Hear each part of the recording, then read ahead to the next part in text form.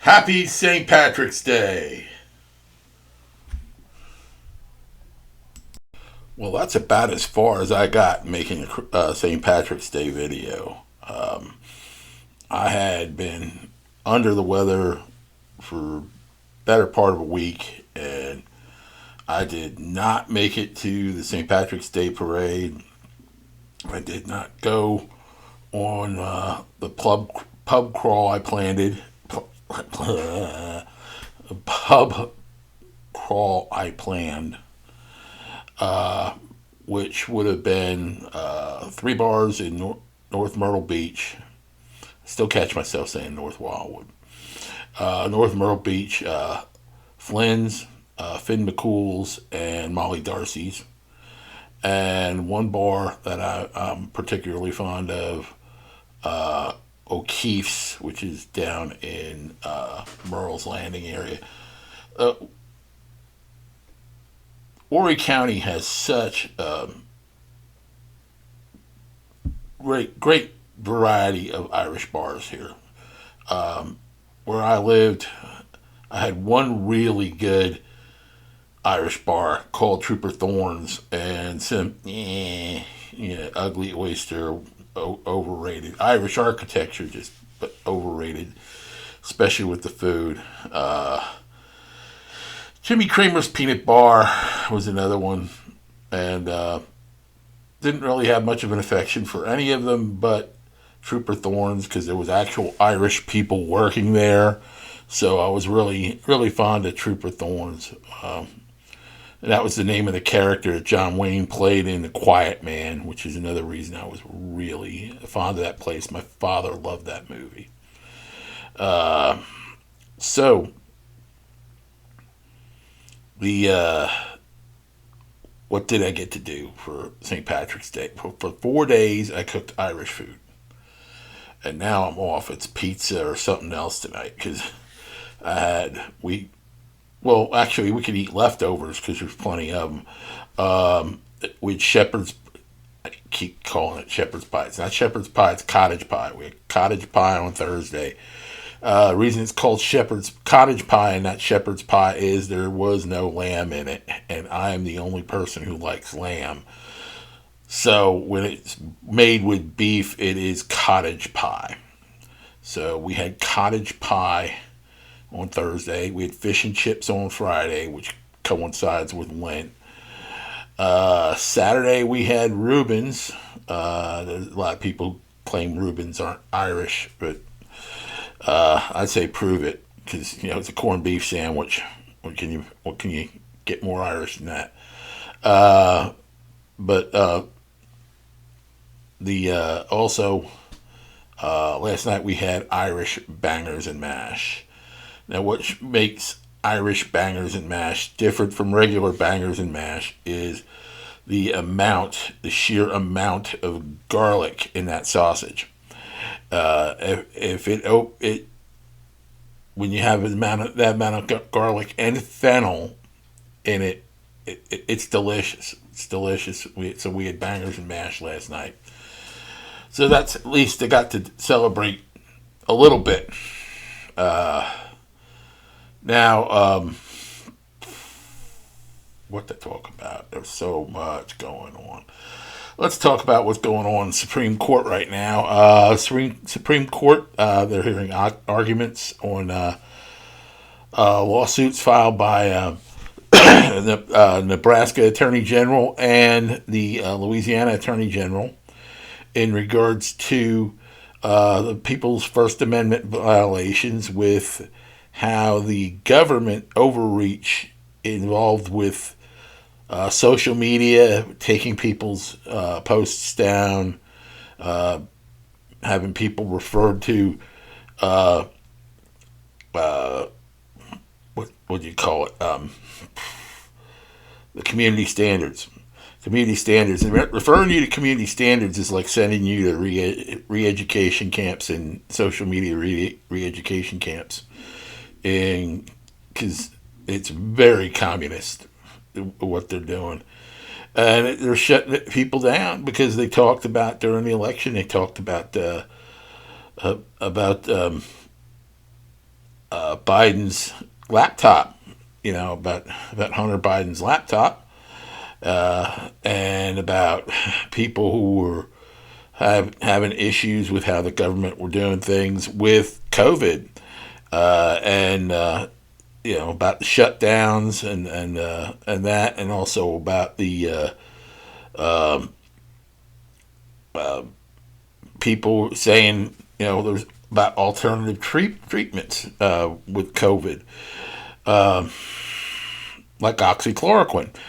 Oxychloroquine was being criticized by the media, they were making jokes, trying to make you sound like you were stupid about oxychloroquine.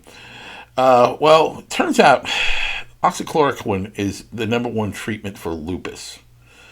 And because of my wife's issues, neurological and autoimmune issues, I know a bit about lupus. Well, here it turns out that there was not a single instance of COVID transmission or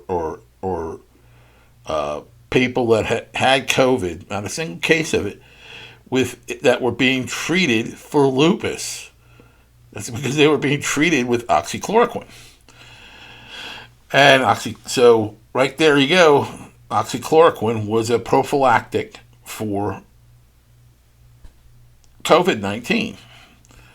Other things that people talked about, that were thrown off the air, was about the shots and about everything else. The deaths, the exaggerated numbers of deaths that happened with COVID-19, and that's also provable with the exaggerated death totals because I lived in Pennsylvania when that was going on, and 3 times that trans freak job had to roll back. 3 times had to roll back the death tolls in Pennsylvania. One time it was by 200, the other time it was by 400, and there's documented in the media, in the press in Pennsylvania of Levine doing this.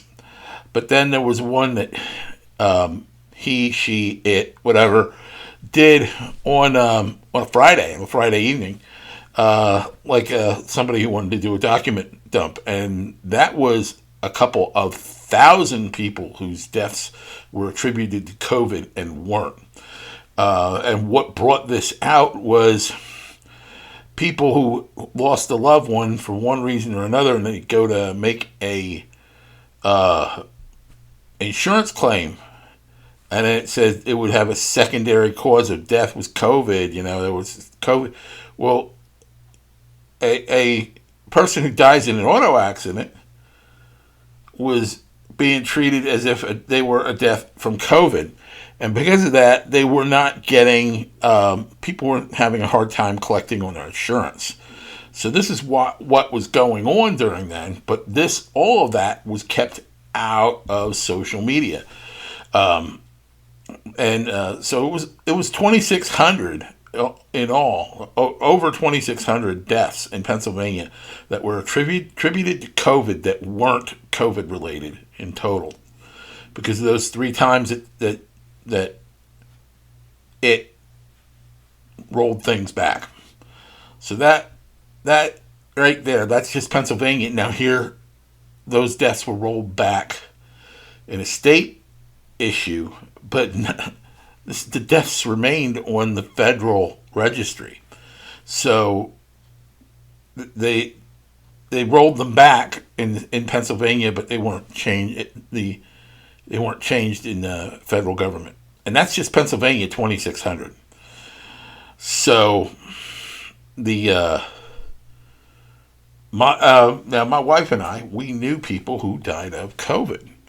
We knew a couple of them, and they had comorbidities that they had been talking about, and one was diabetes, and one was obesity. Well, guess what? I'm a fat diabetic. My wife, I'm not calling my wife fat. No, she's She's a round woman, a beautiful round woman, and the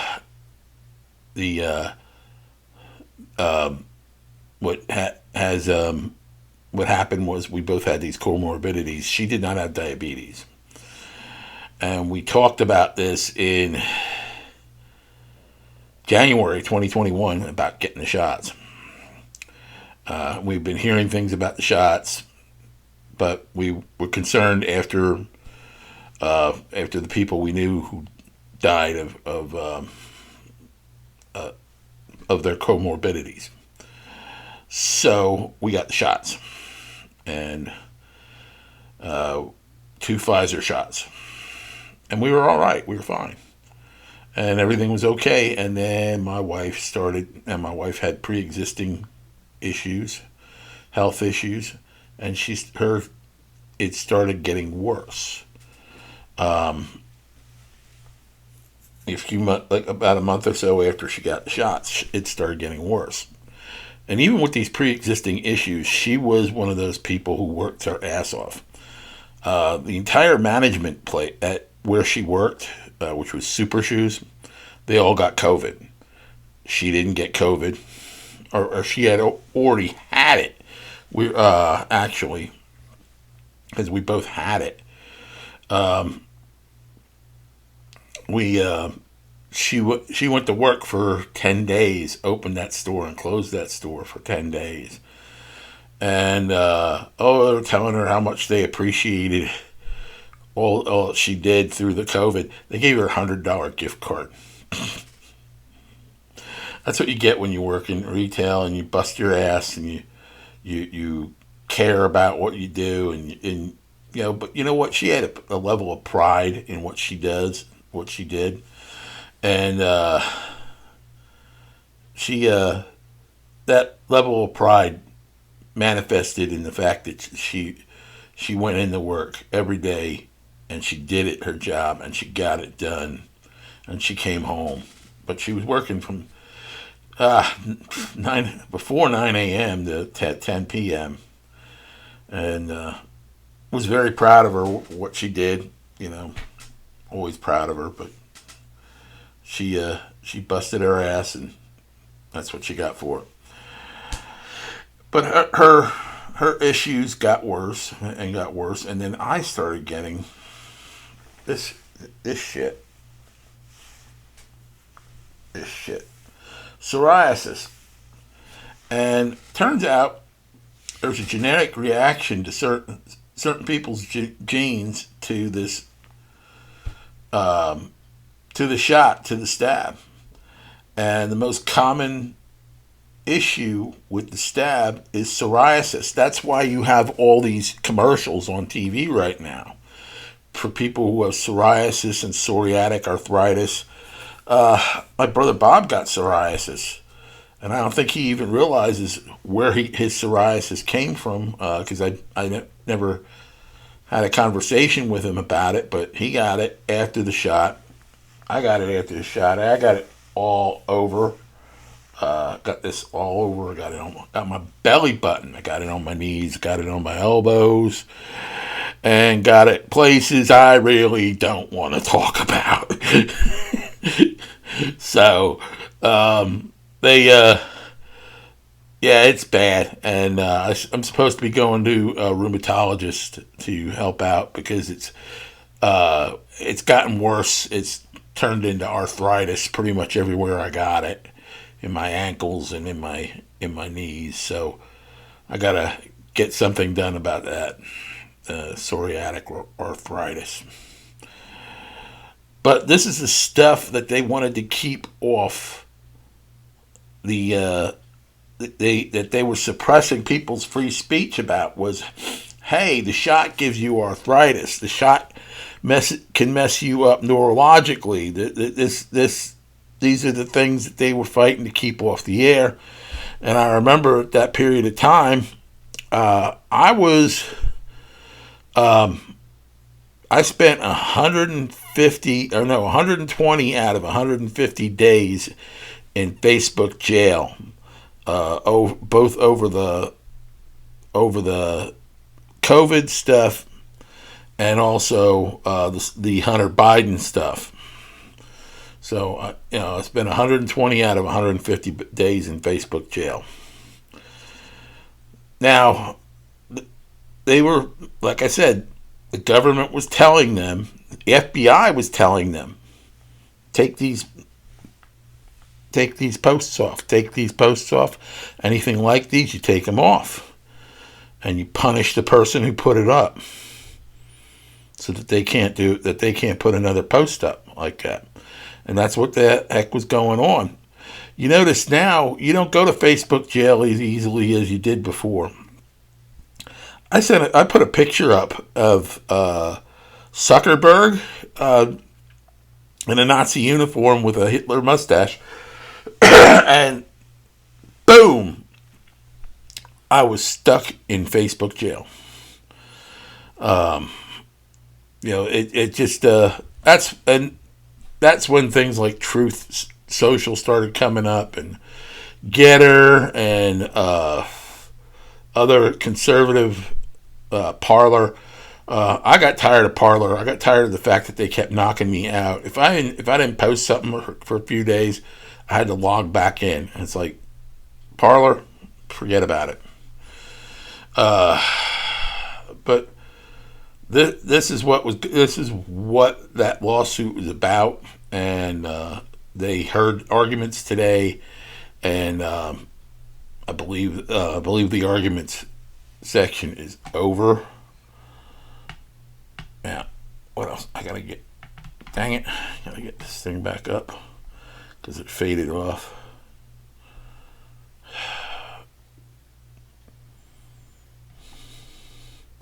Sorry about this.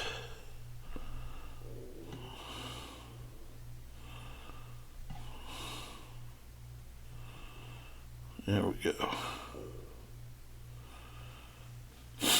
Okay.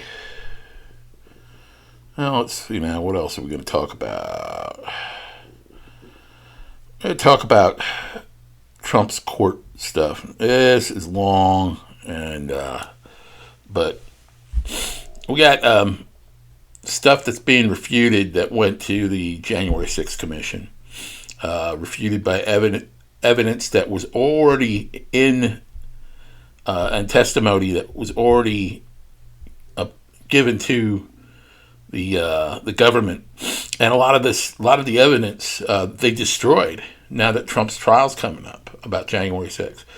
But a lot of it isn't, because this Cassidy Hutchinson, psycho bitch, she told a lie about that Trump reached over and choked the driver, tried to gain control of the vehicle that they were in, and she didn't even have the right vehicle that they were in.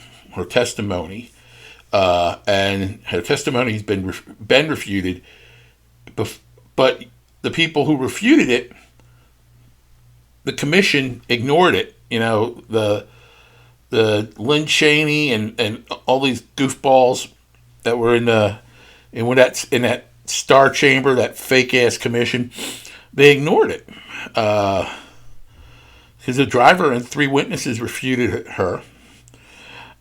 Primarily, one of the things that she said is, well, they were in the Beast. Now, the one thing you got to know about the Beast is nobody in the Secret Service calls it the Beast. Dan Bongino said right out, we never called it the Beast. We called it the presidential limousine.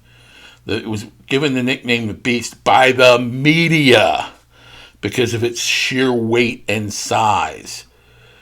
It was very not desirable thing to drive because it was very cumbersome.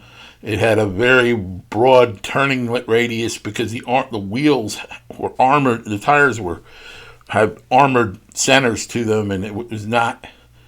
It was not it was a cumbersome vehicle to drive.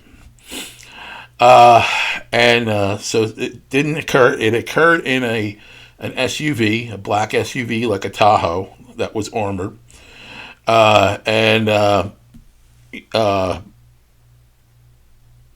What she said about him reaching over and attacking and grabbing the driver was physically impossible. Now, why was it physically impossible?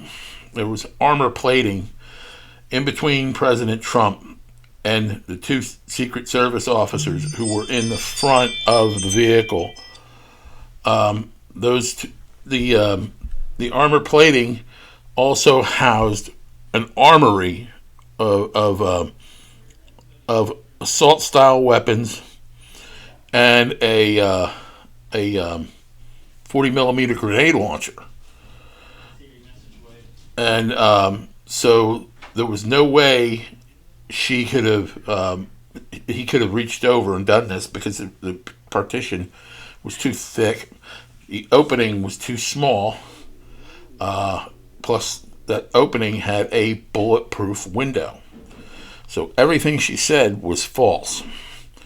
And this comes from the operator, the two Secret Service agents, and a third Secret Service person from the protection detail, who also indicated this woman was never in the vehicle when they were traveling from the Ellipse to the White House. So everything she made up was a frickin' lie. But yet they took her word for it, and then they had lawful things being said by three members of the Secret Service detail. They blew off. Okay, let's go to transcript shows the National Guard. Here, hold on. That the chairman of Joint Chiefs, General Milley, two other members of the military chiefs of staff, and a member of the cabinet were all present during a meeting in which President Trump inquired about National Guard for January 6th. This was days before the incident. And 10,000 National Guard troops were offered to Mayor Muriel Bowser, who declined them. And this is all in the testimony of the people that I've indicated. So a 4-star general and 2 3-star generals attested to this. Transcripts are now been publicly made available. Bowser declined them. Nancy Pelosi was offered them. She also refused them. So there goes their argument that Trump didn't want the National Guard present on the mall. All right. Capitol Police Officer Aquino Gonell, he was from the Washington Metro Police Department. Officer Michael Ferrano, Washington Metro Police Department. Officer Daniel Hodges, a U.S. Capitol Police officer. Officer Harry Dunn, who's also a Capitol Police officer, offered tearful testimony to the 9/11 Commission. Probably remember this, they were all crying, this was so horrible. All 4 of them testified to being in locations under oath that was proved to be perjurious by video that was acquired from the Capitol surveillance. They were not in the same location. They were not in the locations they claimed. All three of the 4 were not in locations where they confirmed to be. The 4th one of them was. Harry Dunn, who, like I said, cried like a baby on there. Harry Dunn, after his testimony, it was discovered that the Intelligence Department division of the Metropolitan Police were investigating him because he was involved. He was involved with the 9/11 riots. The 9/11 riots that lasted, oh God, what was it? 28 days? Lasted 28 days in D.C., and at one time, I think two times, the White House was under siege. One of them was when President Trump was making his acceptance speech for the nomination, and people who were leaving were assaulted and harassed. So Dunn has no credibility. Now, in addition to Dunn being involved with, Dunn was involved with Nancy Pelosi's protection detail, and the other officers were involved with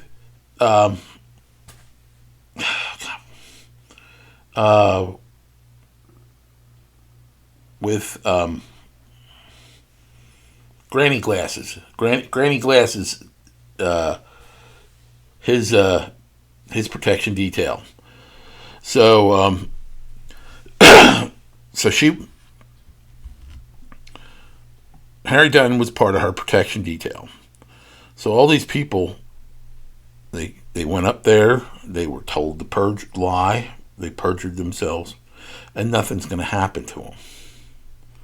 Because for them to happen to them for perjuring themselves in front of Congress, Congress has to make a criminal referral to the Justice Department.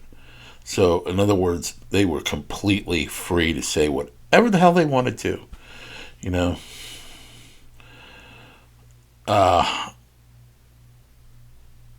Opposite. Okay. Well, yeah, he was involved in 2020 with riots. Harry Dunn. Now, let's get to another officer. It bothers me to say this kind of stuff about cops since I was a cop, but there's a thing that goes on when you get, especially when you get into larger departments. When you're in smaller departments, you more than likely are promoted on merit. You're promoted on what you've done and how you conducted yourself as an officer, and how you can, you're held as high example. Unfortunately, when you get into police departments as they get bigger, what happens is you get rats and sycophants that get promoted. I seen it in writing PD. Bob Schaefer was the biggest rat there ever was, and but here you got sycophants that are tied up with the different politicians.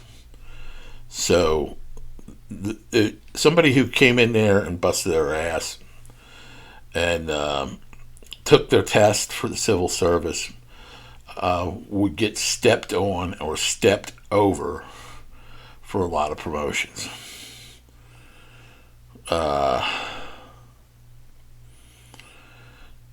Here you got a guy named Mike Bird.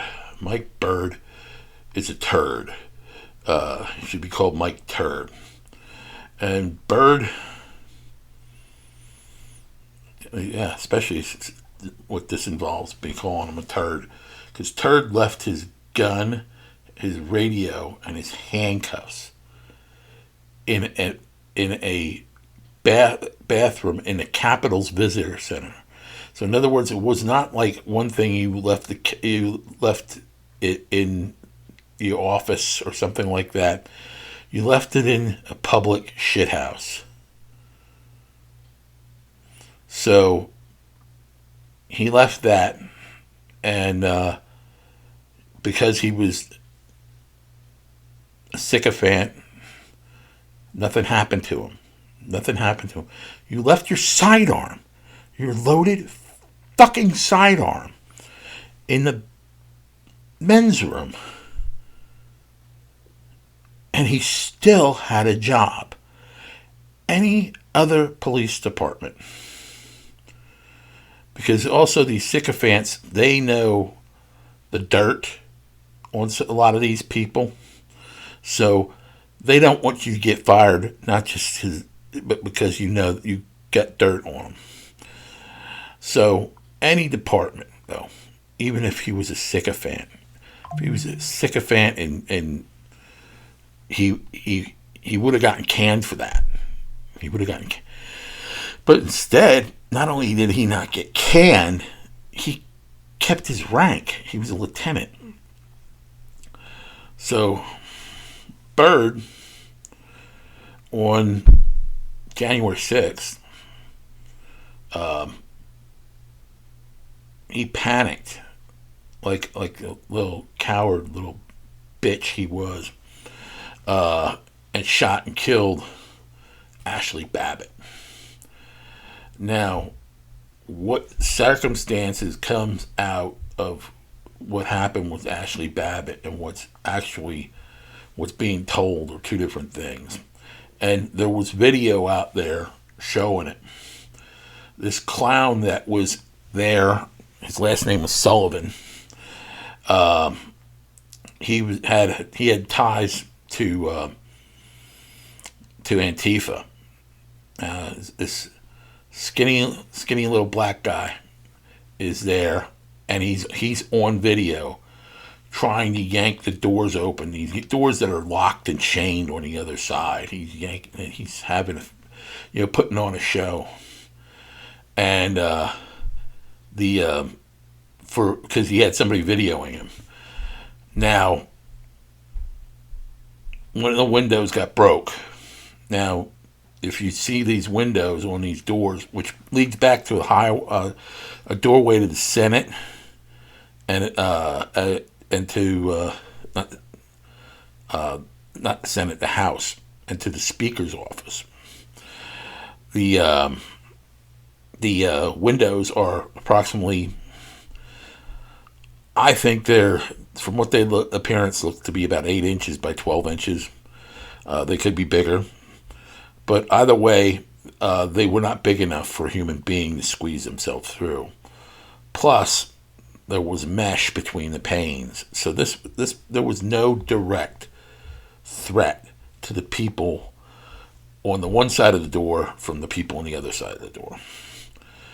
So Ashley Babbitt is about 10 feet away from the door.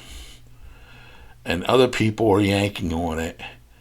And Michael Byrd fires a shot in panic and kills Ashley Babbitt. The whole situation was created primarily by a liberal who was happened to be there. He considered himself to be a activist journalist, and he was there, and he so this Sullivan guy had it on video, and he left D.C. and they tracked him down, but he put the video online. They tracked him down and got the original, and they got the video taken offline, but not until hundreds of thousands of views, including me seeing it twice, but that video is no longer available. The guy's name was John Earl Sullivan. He was a left-wing activist journalist with ties to Antifa and was involved with breaking the windows of the doors, the house side of the Capitol. And of course, it was physically impossible for Ashley Babbitt or anyone else of adult size to make it through that window. The media has been making claims that there were 5 law enforcement officers killed on January 6th.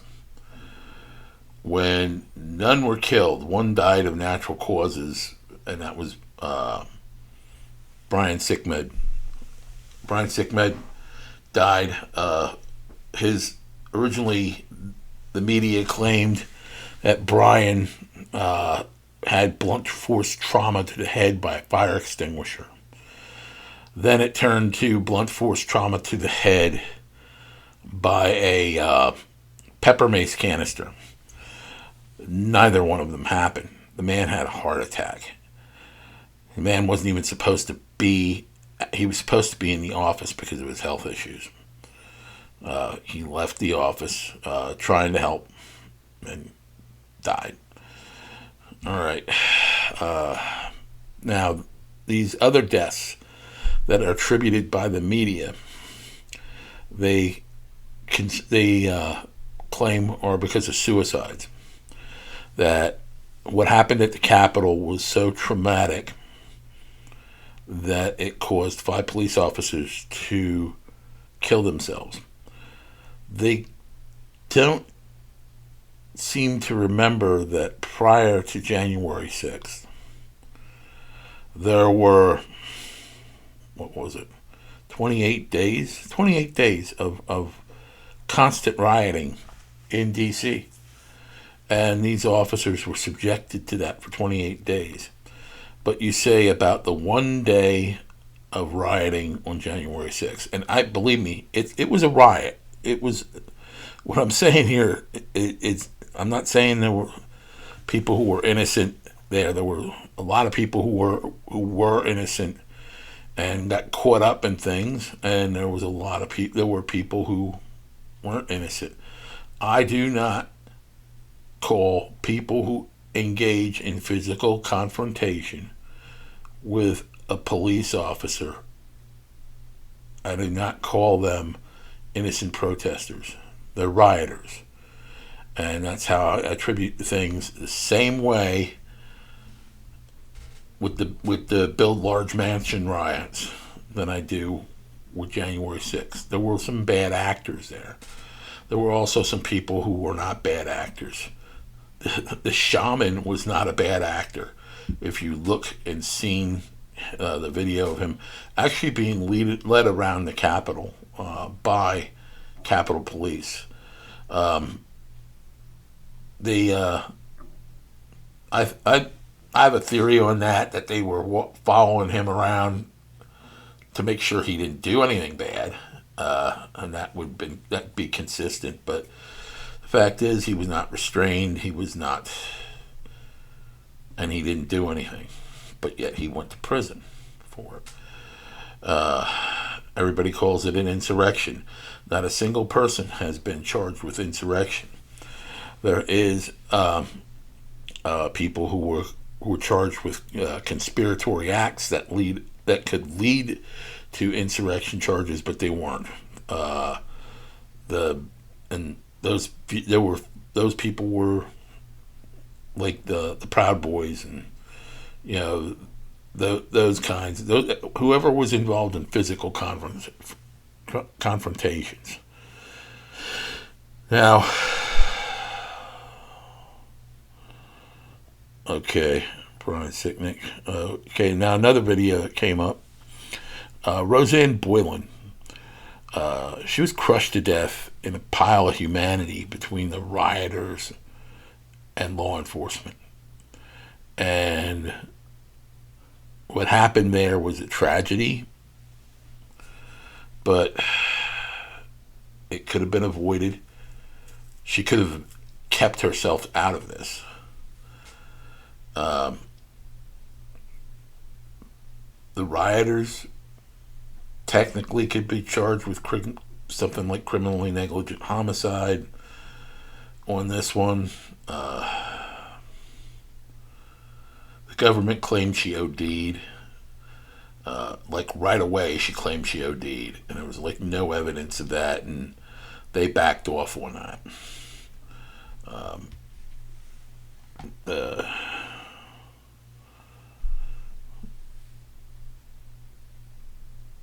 Now, all this stuff, a lot of this stuff that the video of Trump's speech, if you watch Trump's speech, there's no way you can draw a line from his speech to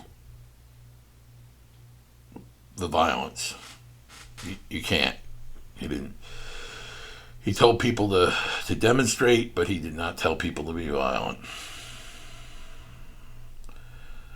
All right, let's talk about next case. New York State, their charges against Trump for paying hush money to Stormy Daniels. I think these charges are going to disappear based on President Trump had not received documents from the prosecution in a timely manner. So the charges, I believe, are going to get dropped because they have to meet discovery within a certain time frame, and I believe it was 15 days. So regardless of these current delays, which I think the delays went from 30 days to it might possibly go to 90 days, I think this case is over. This case is over because this is a case that the feds didn't prosecute. There's nothing there, and so I think that's going to go away. Georgia case, the Fani she lucked out with the judge. The judge was a pussy, and left her go, and all she had to do was get rid of her boyfriend. And but what's happened is her case has been damaged so badly that I don't foresee anyone voting to convict on it. I don't see it's damaged to the extent that she's really got to let it go, and hopefully the state attorney general's office kind of clips her wings on this, and or an appeal of the judge's decision is also probably evident that because this judge really. He was up, all of a sudden he's up for re-election, and he has a opposition. And he didn't have opposition before, but they put opposition against him to affect his judgment, affect his ruling. And it's horseshit.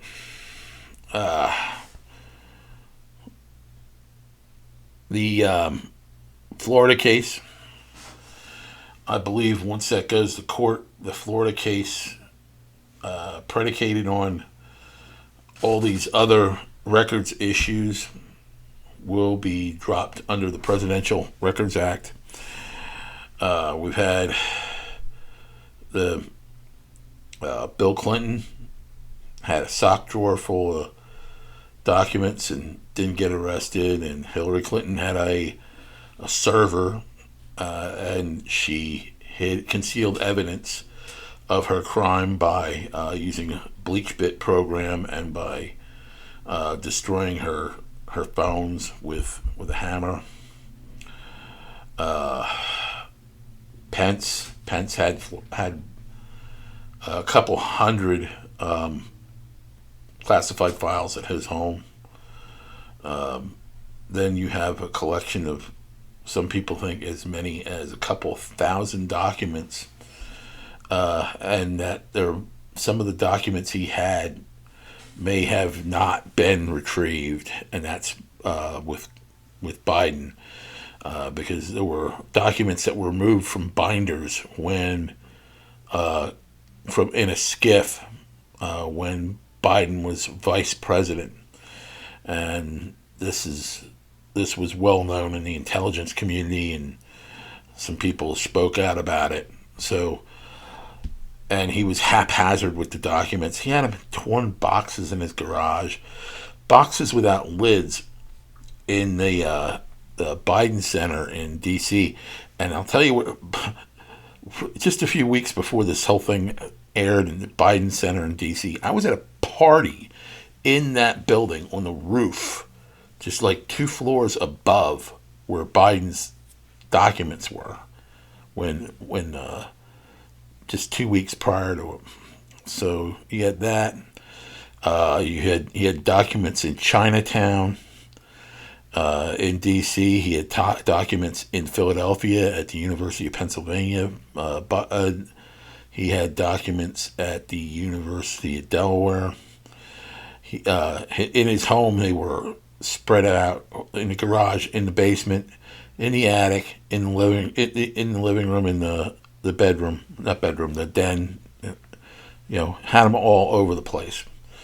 So, but yet he's not going to face charges, and I think Trump will evade that one for sure, because all these other people who haven't been charged. All right, now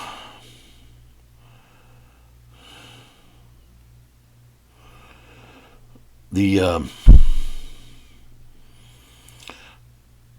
the January 6th. All four of these cases are going to be gone. My opinion is that all these cases will be gone by by September of this year. You'll see all four of these cases gone, and there'll be no cases anymore on him.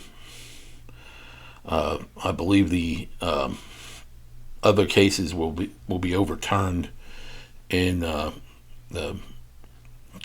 fraud without fraud case will be overturned in an appeal.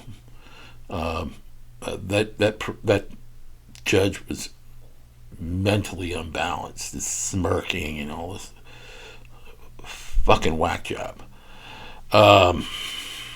Then you have the other case where he was accused of rape. There was a reason the criminal case never went forward on this rape case. The woman could not figure out where it happened, when it happened, how it happened. She couldn't figure out the month, the date, or the year about when this supposedly happened. That right there are aspects of the crime.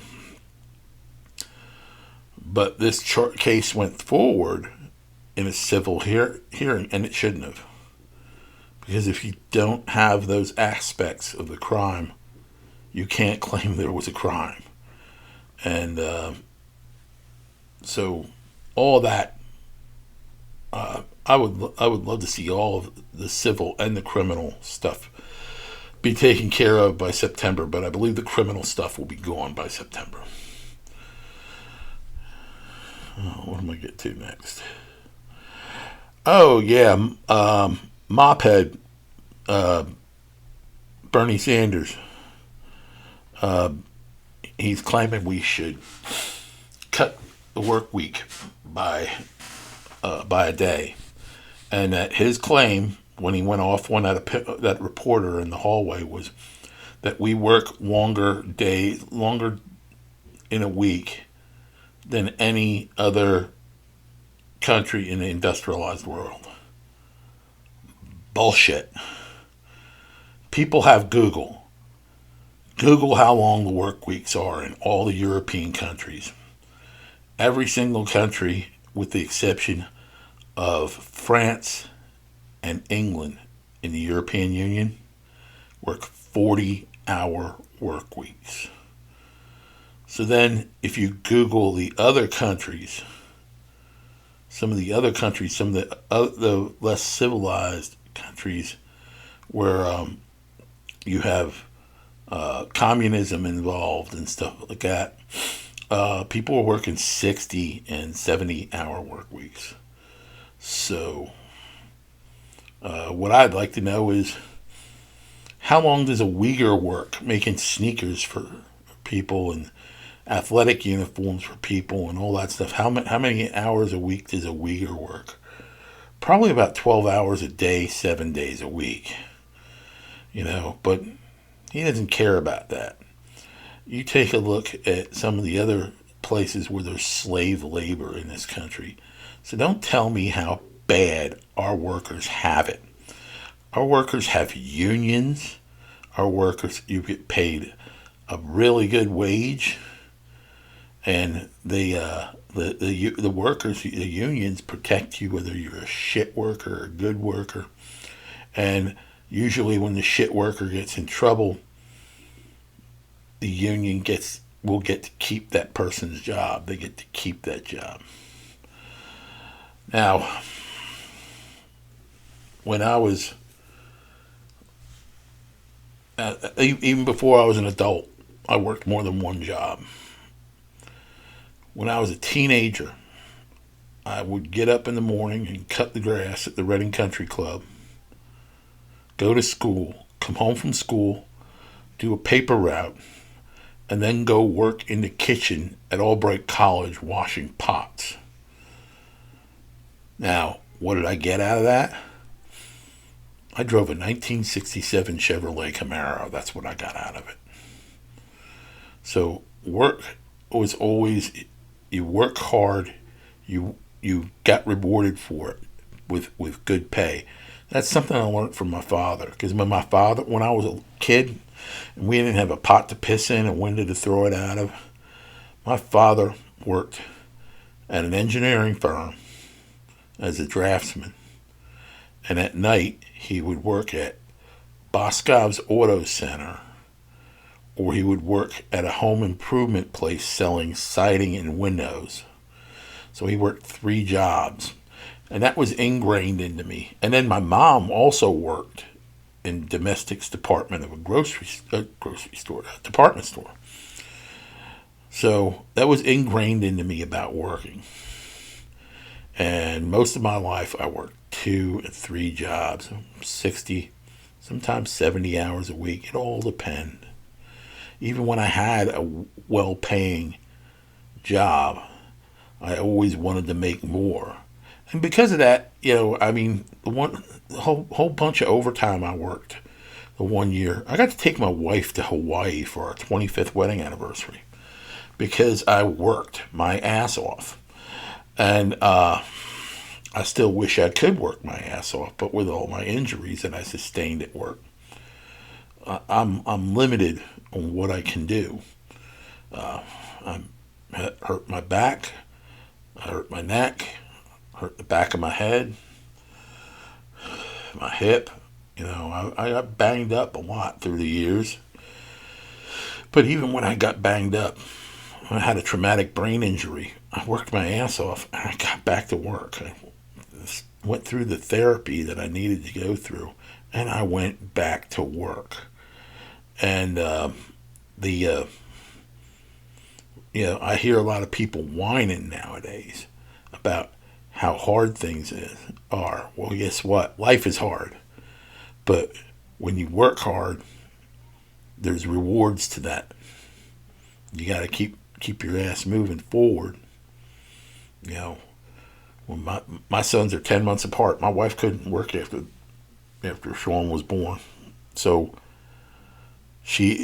I was working at my full-time job, and I was working part-time at Walmart and part-time someplace else. But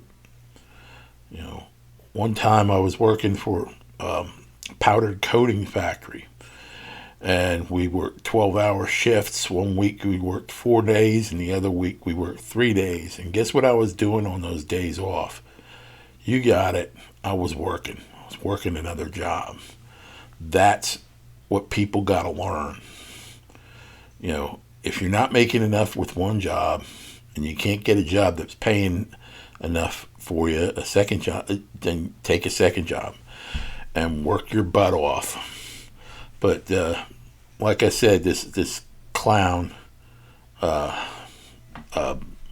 Bernie Sanders, he wants us to work 32-hour work week. And he's a clown. He's a socialist.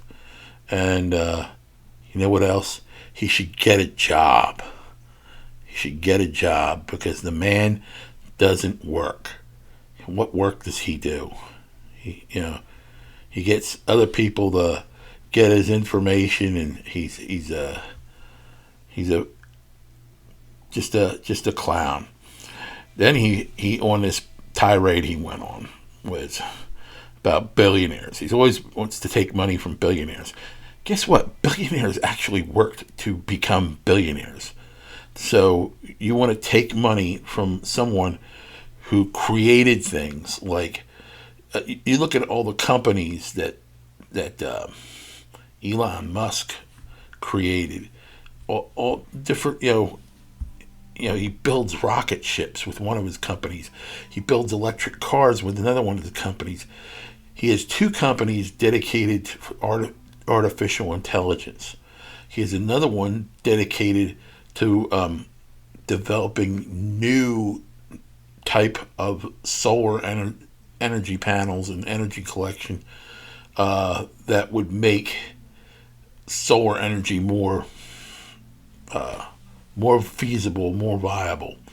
The man's brilliant, and all that money came on his from here. From here, he created them. So they pay 8.3% in taxes.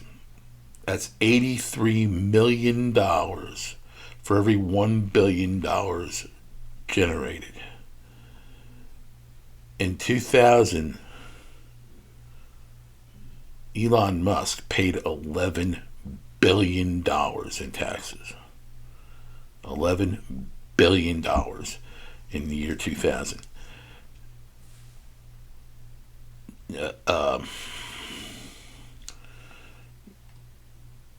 Okay. Last year, Jeff Bezos paid $665 million in taxes. So Bernie Sanders claims that we have the longest work week in the industrialized world, and that billionaires don't pay their fair share in taxes. I have one word for you: bullshit. All right. Now let's get to the Boeing aircraft. My God, I'm coming up on an hour already. A lot to talk about. Boeing plane issues. We've had a number of incidents recently involving Boeing aircraft. And I have to tell you, at first I was buying into the media bullshit that it was Boeing. And I still think the cause is the same. Union labor and a diversity, equity hiring problem. You're hiring people that you normally wouldn't have hired before, but you're hiring them out of a sense of guilt or a sense of that you're being intimidated into hiring individuals. They don't have the prerequisite skills and abilities that you need, so these people have to be trained. And these people have to be trained, and then they're lazy, which is an atmosphere that's also put forth in union shops as well. So you have these DEI hires protected by the unions, and you wonder why panels are falling out of aircraft, panels falling off the belly of an aircraft, engines catching fire, and what the hell else happened? Oh, the wheel that dropped off and hit a Tesla. But yeah, all these things is being pinned on Boeing. One of the incidents, three of the four incidents happened on United Airlines aircraft. The one happened in Alaska Air. The panel, that the door plug that came out, that was Alaska Air. The panel that came off the belly of the United aircraft just the other day, the wheel that came off the United Airlines aircraft, and the aircraft that the engine caught fire, that was all United. Now, either this is the result of DEI labor at the Boeing facility in Washington, or the DEI labor that is in charge of maintenance for the airline. One or the other. You have, like I said, unskilled labor doing the tasks of skilled labor because they were hired because of their ethnicity. This is what I see, and I'm starting to think less and less this is a Boeing issue, because these aircraft, one of them was a newer aircraft, the other ones were older aircraft. So for it to have been Boeing, I with it to have been Boeing, that's highly unlikely. But the media likes to bang on a drum. They like to sing the same tune. So they're all, because they're Boeing aircraft, they're blaming it on Boeing, when it could just very well be the maintenance people. I think the one might be because the door plug that was on a newer aircraft, but the other ones that were from United, I do not believe were involved with that. Holy crap! I can't believe it went over an hour. All right, well, that's all I need. I think there's something else. I will save the other stuff for tomorrow, because that's this has been an hour. Went quick. Stay safe. God bless, and a belated St. Patrick's Day.